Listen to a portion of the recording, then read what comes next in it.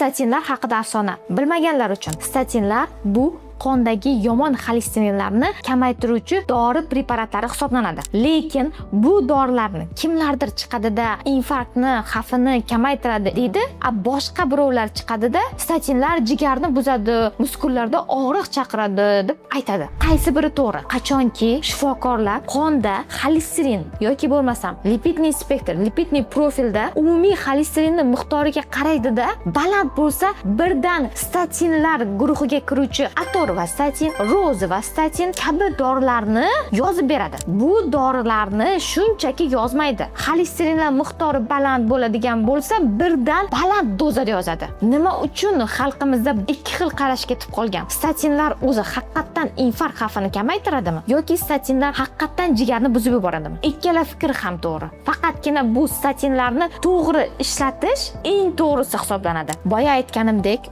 umumiy xolesterin miqdoriga qarab turib birdan baland dozada statin yozish jigarni haqiqatan buzib qo'yadi. Chunki statinlar aynan jigardagi yomon yog'larni sintez qiluvchi retseptorlarni bloklab qo'yadi. Shuning uchun ham jigarga to'g'ridan to'g'ri ta'siri bo'ladi. Bundan tashqari bu retseptorlar mushaklarda joylashgani uchun ham oyoq mushaklarda yoki qo'llarda statinlarni noto'g'ri ichadigan bemorlarda oyoq qo'llarda og'riq yuzaga keladi. O'zi umuman xolesterinlar bizga foydali bo'ladi. Foydali bo'lganda qaysi tomonlama? Ayollar va erkaklardagi jinsiy gormonlarning ishlab chiqarilishida birinchi o'rinda bu foydali xolesterinlar muhim rolga ega bo'ladi. Yana vitamin D hosil bo'lishida, o'tning yaxshi ishlashida kerak bo'ladigan foydali xolesterinlar ham umumiy xolesterinlar miqdoriga kiradi. Bu xolesterin fraksiyalarining ichidagi zichligi juda past va zichligi past triglitseridlar eng yomon xolesterinlar hisoblanib,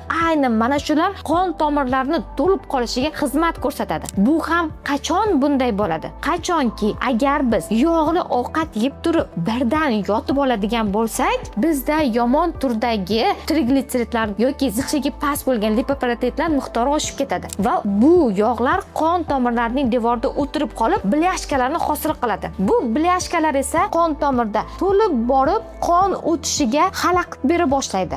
Natijada buning oqibatida yurakda infarkt chaqiradi. Statinlar esa ayni mana shu yomon turdagi xolesterinlarni pasaytiruvchi xalqaro tekshiruvlarda isbotlangan eng zo'r preparat hisoblanadi. Faqat buni to'g'ri ichish uchun nimalarga e'tibor berish kerak? Hozir aytib o'taman. Birinchi navbatda sizda yomon xolesterinlar miqdori yuqori bo'lish bilan birgalikda qon tomirlaringizda blyashka borligi aniqlansagina yoki infarkt o'tkazgan bo'lsangiz yoki chekadigan, ichadigan bo'lsangiz, mana shunday risk omillarini hisobga olgan holatdagina bu dorilar tavsiya etiladi. Bo'lmasam, sizda blyashkalar bo'lmasa, infarkt o'tkazmagan bo'lsangiz, qon tomirlaringiz toza bo'lgan holatda yomon turdagi yog'larni tabiiy tushirishingiz mumkin va bu eng to'g'ri yo'l hisoblanadi. Qanday qilib tabiiy tushiriladi? Yugurish.